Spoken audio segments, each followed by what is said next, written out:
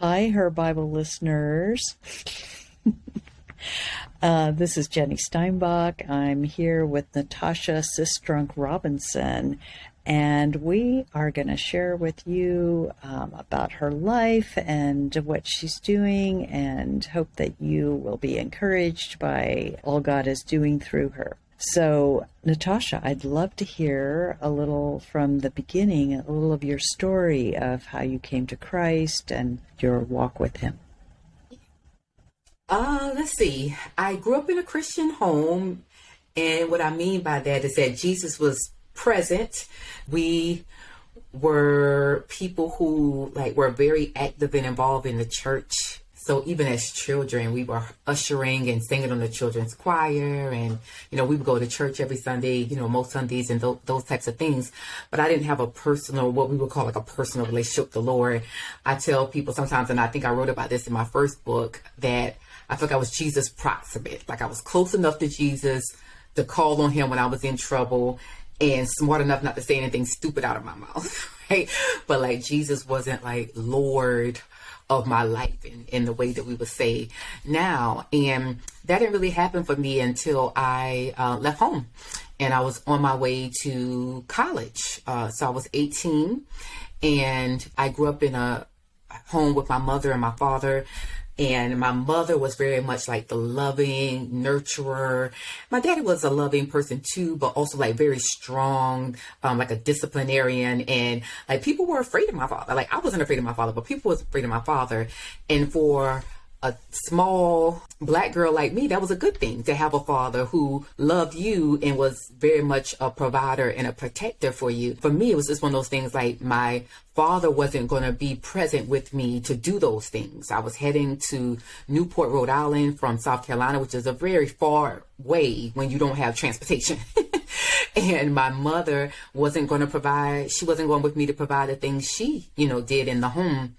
And so I was afraid. And I was just Jesus, I need you to be these things, to be all the things I read about or I heard about. And if you do that, then I would serve you. And so that was really the start of my faith journey with Christ. I was also 18 when I came to Christ. I was raised in a religious home, and we went to school, parochial school, but I did not have a personal relationship with Christ. And it was actually through people, I met some people who talked about having a personal relationship with Jesus, and I could actually see Him in their lives. It was why wouldn't I want Him? And so anyway, it was an amazing transition. Could you share more about how you walk with the Lord today, and what's your practice as a Christian? Yeah, I think we have different, what we would probably call spiritual rhythms. And so I always tell people to stick with the basics, right? Read your Bible, pray every day. I think that's a good practice. And for me, that's something I do. I start my days like that, because I think that there's so much noise. There's a lot of voices. There's a lot of things competing for our attention. There's a lot of idol worship, even in the church. And I think the only way we can be sure that we are not being led astray by those things, even in our own heart, is that we are very clear on God's standard and God's voice and what God has said. And so I need the word to give me something to measure everything else against. It's a standard bearer, And so I think that's important. I believe in fellowship, not forsaking fellowship with other believers. And so I've always been a proponent of being connected to the local church, or at least, being in a community where, the Bible talks about iron sharpening iron, where you're being challenged and you're being corrected and you're being held accountable and you're being loved and supported well. I think those things are important. And so that looks different for different people. And for my family, we've remained committed to the local church.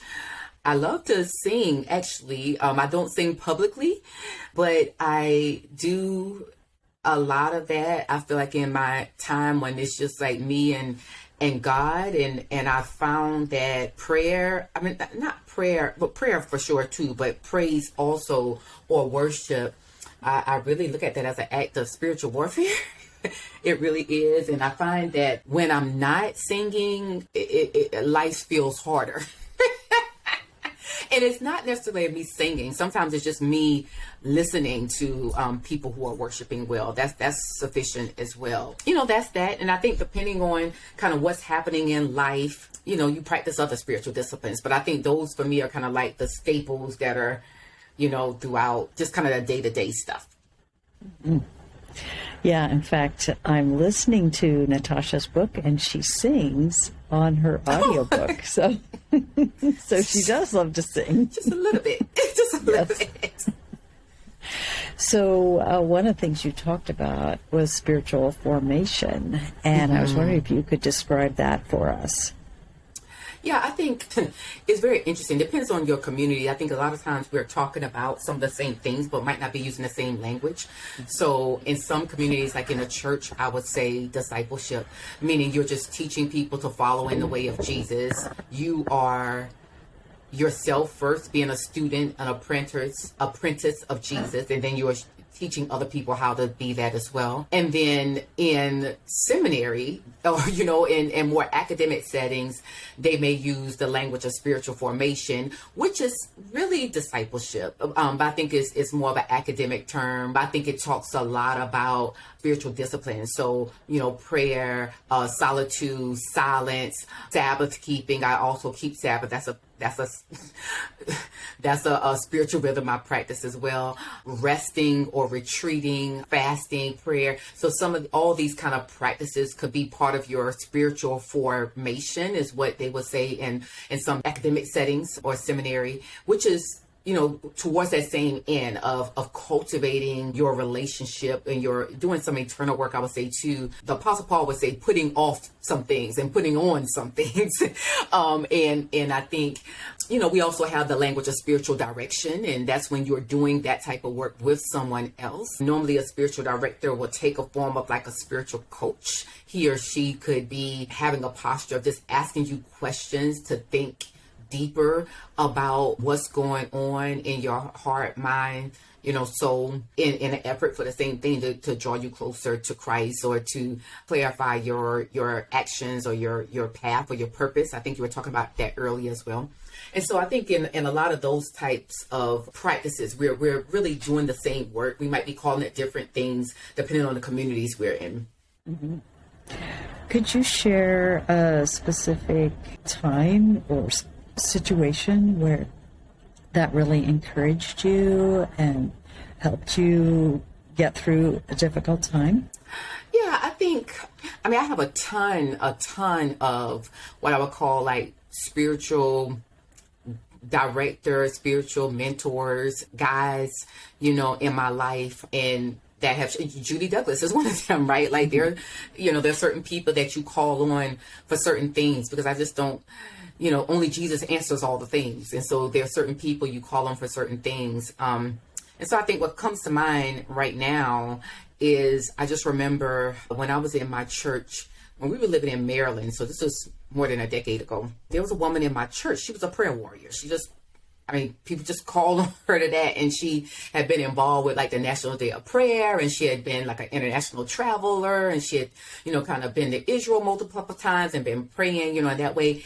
And one of the things she should do would be like praying the scriptures, which really, when you think about the book of Psalms, for example, a lot of the Psalms are like songs that people would sing in community, or their prayers, like David would be offering up prayers to the Lord.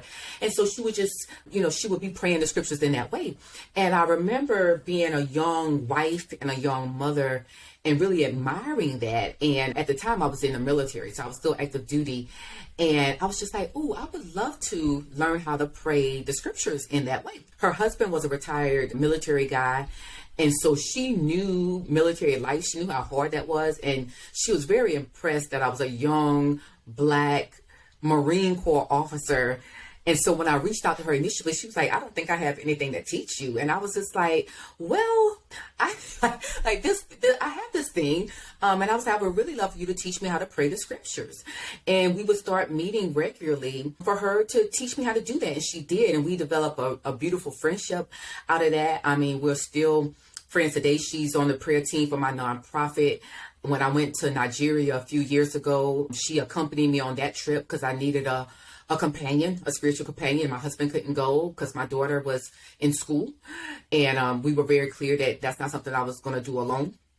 And so, yeah, so that's just one way God just kind of put certain people in your life to help you on your journey and to really help form you into the person that you're going to become. Yeah, that brings up a topic that I love that you've talked about is mentoring. Mm-hmm. And so being mentored and mentoring others. And so I'd love for you to share a little bit about that. And yeah, I think mentoring is extremely important. And for me, growing up as a young adult and a leader, mentorship was just a part of our leadership development. It was very clear and intentional and consistent. And so I would have said to myself, and no one around me would have said to themselves, well, I'm a great leader and not be mentoring someone or not being mentored by someone. So to me, that was just a part of my leadership development. And so when I was still in the military, looking to transition, I was transitioning out of the military, and then I started doing more. I'd always been involved in the church in some way. But when I got out, I was asked to lead a discipleship ministry. And this is the second church I was in where I was asked to do that. And for women specifically. And it was just very, really heartbreaking for me because I saw people who were coming to church every week, right? And it's kind of like, first of all, there was not a whole bunch of conversation about discipleship. Like, I think there's much more conversation about discipleship now than it was then, even though it is a word that's very clear in the Bible. It's just not language that I saw being used. And so I was like, well, in the professional world, people were using mentorship. And so that really ended up turning into the ministry being called a mentorship ministry instead of a discipleship ministry. Because I was like, let me use language that people are familiar with. And then I actually craft language around mentoring as this intentional discipleship. And so I started doing that work in my church. I was doing that for years in my church. Christianity Today asked me to write about that. And then as a result of writing about it, more women were saying, I wish something like this was at my church. Do you have curriculum? We love like training in this thing. And then I ended up publishing my book, Mentor for Life. But the subtitle was Finding Purpose Through Intentional Discipleship, because that was really the end state. It was like using mentoring as a tool to disciple people, to really get them to follow in the way of Jesus, but then also using it as a tool for leadership development. That's awesome. Now, could you share about a person, and you don't need to use names or anything like that, but how that changed someone? Yeah, it's for someone I mentored or someone who mentored me. Why don't you do one of each? Oh, well, yeah, I believe that throughout our lives, as we grow in kind of maturity, we should all be mentoring people and we should be mentored by someone. And so I just say the top of mind, because I've had a ton of really thankful for a lot of mentoring relationships. But I think top of mind today, I have a writing mentor. And she's an elder Black woman, and she was writing a lot longer than me. And I remember when I started in my writing journey to writing books, particularly, and she's a Christian woman, and I read her memoir, and I realized that it really gave me permission to not compartmentalize my writing and just be honest about my experience as a Christian woman who was Black. And then when I was given the opportunity to connect with her, we just kind of started connecting, a messaging back and forth online. And then I was going into writing my own memoir. And then we started meeting regularly. We would meet like once a month. And we were just, kind of talk through things. And it would be like because I believe when mentoring is done right, it's mutually beneficial. It's kind of like the submitting ourselves as, unto each other as we submit to the Lord. And so, she would be encouraged by, something I would say or did, and vice versa. And I just remember, because I have a lot of respect for my elders. I guess since I was raised like that in the South. And so I remember a lot of times if I would be discouraged, about writing or whatever, she would just kind of give me that kick, and I mean like, in a most positive way of just encouragement, to keep going. And I just remember one time, just really being frustrated about how, you're doing all the hard work, you're doing all the right things and not having the same opportunities as other people.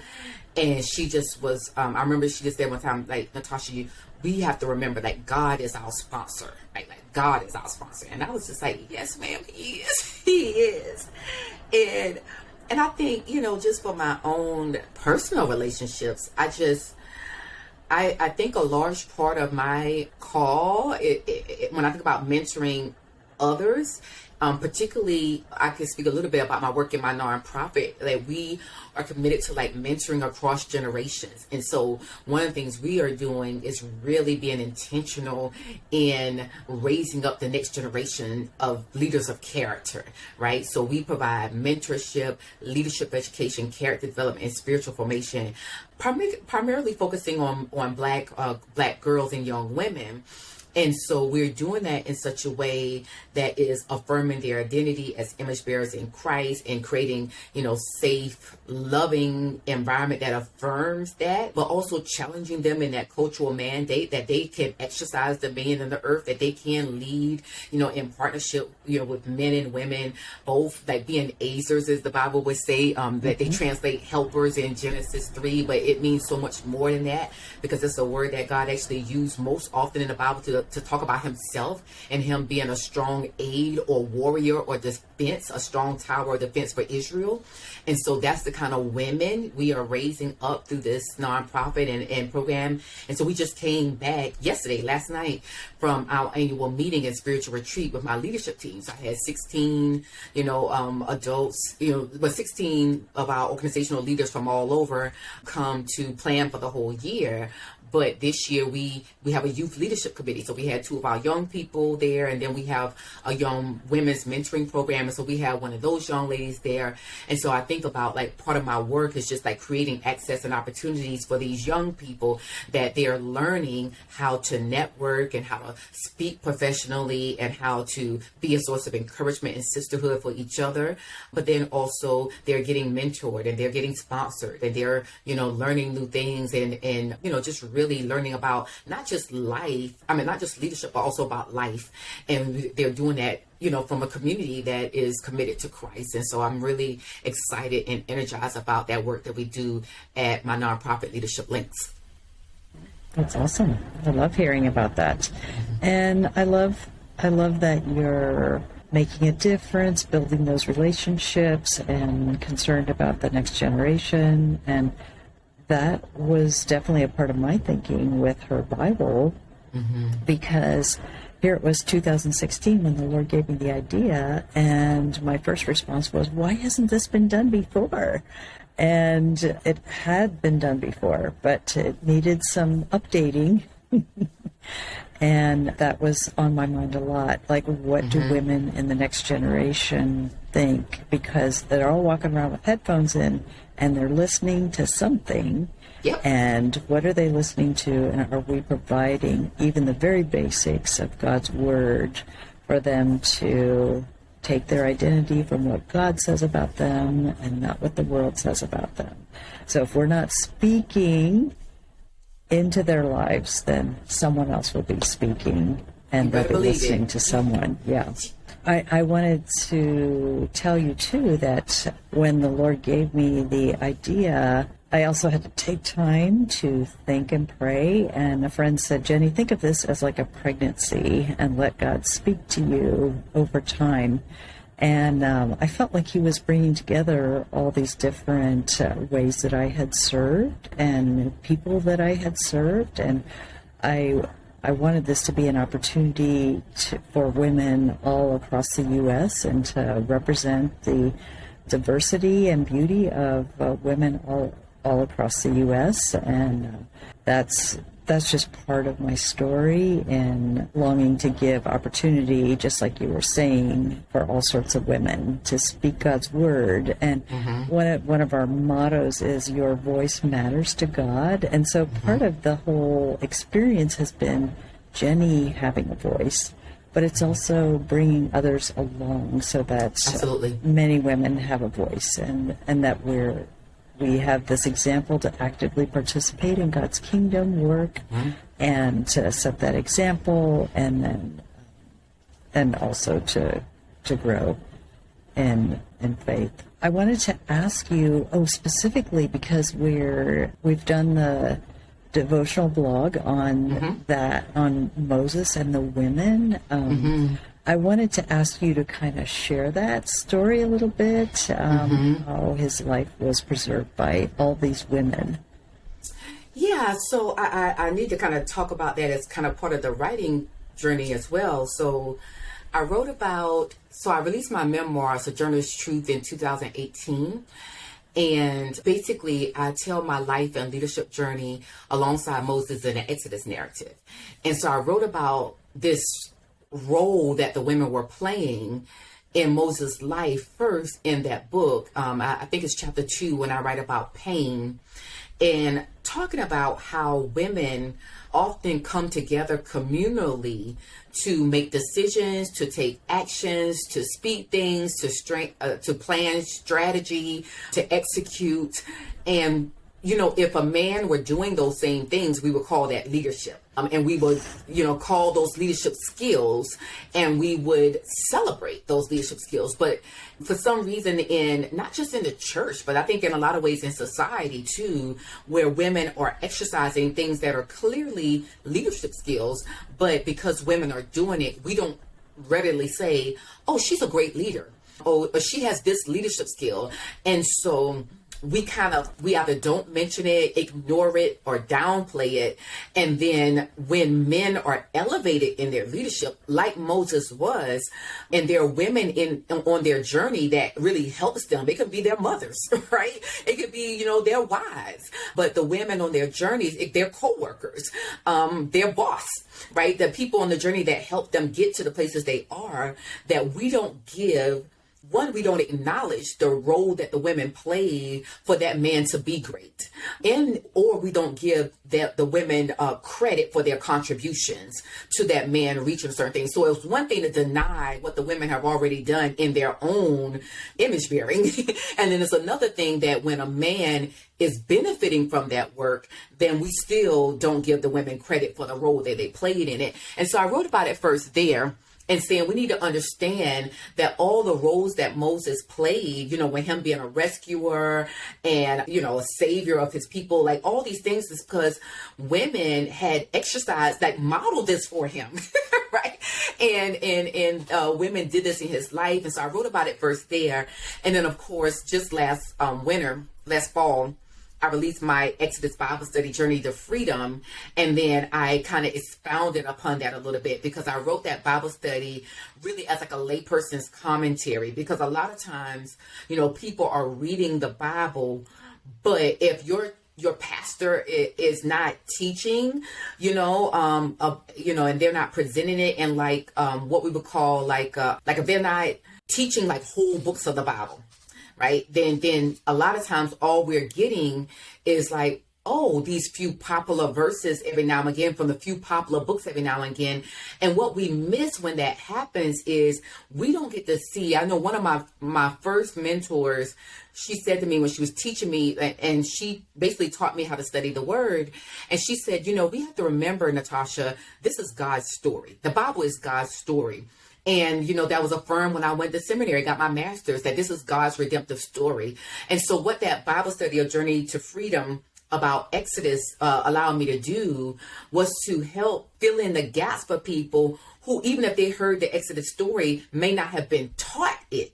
And not understanding, one, what that story meant for the Israelites, because even sometimes when we get taught that in the West, the focus is on Moses as an individual, and he's such a great leader, and we should be like him and adopt these character traits. But it really wasn't about Moses. Moses was partnering with God to free people. Moses was elevated as a leader because God heard the cries of his chosen people. And that's the bigger story. That's the bigger narrative that we need to pay attention to. But when you read the whole Bible, you start to see like Moses was really modeling what Jesus would become for us in the New Testament. And so in the Bible study, I'm really walking people from Genesis, really, because that sets the stage, because Exodus starts out that a Pharaoh rose in a land who did not know Joseph. And so that needs to be contextualized for people, right? And so you do that. But then by the time we get to the end of Exodus, there's language that's being used that is constantly referred back to in the New Testament. And so for people who only want to read the New Testament, you can't understand that fully without what's understanding the Old Testament. All that to say, we see the life of Moses saved early on, but even into adulthood, by multiple women. And so at first we know that the midwives, they basically commit an act of treason. Pharaoh tells them to murder, all of the Hebrew boys, and they don't do it. And then they lie about it. And we just need to be honest about that. And God blesses them for that. And so they basically decided that it was better for them to obey the Lord, what we would say the Lord, Yahweh, than it is to submit to basically an evil plot of Pharaoh. And not only did God preserve their lives from death, that God also gave them, blessed their families and their household and gave them children. And so Moses was kind of among those that were saved by the Hebrew midwives. And then basically his family kept him hidden in their home, and his mother was nursing him pretty much. And so her intent was, at least to kind of keep him hidden. But, babies get loud. And so, I guess Moses was getting too loud. She was getting kind of nervous, and we don't know what to do. And, they crafted a strategy, was like, okay, this is what we're going to do, and involved her daughter, Miriam, in the whole plot. And so the idea is like, we're going to put your brother in the basket. I'm going to put him in the Nile. You're going to watch to make sure. And listen, I fully believe that they put that baby right where they knew Pharaoh's daughter was going to be. Like, it was an intentional thing to do. The Nile River is long. Right? They didn't just put him anywhere. And so they put him exactly where Pharaoh's daughter bathed, because she probably bathed in the same place, at the same time of day, every time. And so the mother kind of crafted that strategy, and then Miriam watched it. That was her job, was to stand watching. In the military, for me, that's like an important job. That's an important responsibility. And so she stood watch. And then when the baby's basket got to where it was supposed to, then Miriam kind of took her responsibility, and her role was to go and say to Pharaoh's daughter, like, listen, do you want me to go get a Hebrew nurse? Not knowing, Pharaoh's daughter not knowing that she's going to go and get her mother. And so basically Jochebed gets paid to do what she was gladly going to do for free, because it was her child. And so she got to keep her child until he was weaned. And so we know, because Moses starts speaking things about God in his adult life, that we know he had to learn in his home. And also when he starts to act as an agent of justice, he starts to talk about the Hebrews as if they are his own people. And so we know that it wasn't like he left his home and that he didn't continue to identify with his own kind of ethnic group, what we would say. And so Pharaoh's daughter, we have to acknowledge her as well, because she did what was outside of the norm as well. And so, when Moses goes into the palace, he's not an Egyptian. That's very clear. It's nothing he can do to become an Egyptian. He doesn't look like an Egyptian, right? And so I think the only reason that Pharaoh didn't kill him was because he had the protection of Pharaoh's daughter. She's like, this is my son. And I think she speaks quite a bit to us about how we treat the other. And especially how we treat the other when a political edict has gone out that is oppressive to the other, right? And so I think she speaks a lot to us about that. And so she saves them in that way. And then, finally, Moses kind of, he acts in an act of justice, probably not the way the Lord would have called him to, but he did. And so he flees for his life, and runs to Midian. He gets married there. But here's the thing, that Moses is an Israelite, which means he is under the Abrahamic covenant, which means that he's a male that is circumcised. And he once he gets married and has children, it is his responsibility to circumcise his sons on the 8th day, which he did not do. And so God called him at the burning bush, gave him an assignment.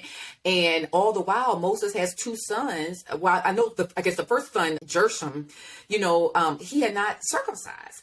And so he's getting ready to go back to Egypt, though, by this time. And he has a call on his life. What was that? Call on his life. But he had not been obedient to God in something that was very, very important. And I would say a little thing. Right. And so God is calling you to something big. But the Bible says that those who are faithful over the little things, God will make ruler over many things. And so Moses had not done that. And Moses married Zipporah, who was not an Israelite. And she's the one who performs the act of circumcision, even though she's not a Hebrew, she's not an Israelite, because God was going to kill him for that disobedience. And so by performing that act, that she saves his life. And so there's multiple times in Moses' life where he was saved by women, and had those women not been faithful, then Moses would never have become the leader that we know him to be today. Yeah, that is so true. And I love thinking about that and each role they played. Yeah, and how God placed him. They were part of God's plan from the beginning. Mm-hmm. And they each fulfilled their role with love. Yep. I was thinking about the son, too. He wasn't a baby. Mm-hmm. Right. No. I mean, he was well past, the time. Yeah. Yeah. I have 4 sons. So. Mm-hmm. Mm-hmm. I wanted to ask, is there anything more you'd like to share and that I haven't asked? Yeah, no, I think, a lot of times when people say, well, how can I connect with you, Natasha? And so I like to always tell people that, there are really kind of 3 websites, if you will, you can go through. I have my ministry website, and that's Natasha, NATASHAS, ROBINSON.com. And that's where you can find like all of my ministry stuff, all the writing. I'm the host of a Sojourner's Truth podcast. And so you can find that with wherever your podcasts are. And if you're a social media person, you can kind of follow all the social media handles from there as well. My nonprofit is Leadership Links, LINKSINC.org. It's a 501c3, and Links stands for our 5 core values of love, inspiration, network, knowledge, and service. So if you want to find out more about our work there and support our work, like I said, I don't know when you are releasing this, but we have a lot of opportunities to get connected and learn more as we go into the spring and summer months. And so we would love to have support there in that ministry as well. And I also have a small business. I do leadership executive coaching, some diversity, equity, inclusion training, some consultation. And I do that with my business T3 Leadership Solutions. And you can find me just like that, T3leadershipsolutions.org. Great. And where are you located? I'm in Durham, North Carolina. Yeah. So is most of your training done online, or are there things especially in the Durham area? Yeah, both. I'm doing a lot of my work online these days, just because I'm supposed to be working less this year because of last year. So I do most of my coaching virtually. I do most of my, a good bit of my mentoring, kind of hybrid. So you do a lot of virtual things, and then you have opportunities like this past weekend when we meet face to face. And then, occasionally I'm out speaking at conferences and things, unless I'm getting hired for like consultation, and then I just kind of do customized programming. And sometimes I come and do that face to face for organizations as well. Okay, great. Thank you, Natasha. Thank you for sharing. Thank you for dedicating yourself to getting your master's and studying Exodus and teaching us. I'm finishing my doctorate, by the way. Oh, good for you. Yes. And for, setting an example for women to pursue education, to grow as a leader, and then share that with others and bring others along. So thank you for what you're doing, and thank you for what we can learn from you. Wonderful. Thank you so much for having me, and thank you for your work and the app and all the work you're doing there to get the word out to people in all the various ways, because we need to do that. Yes, thank you.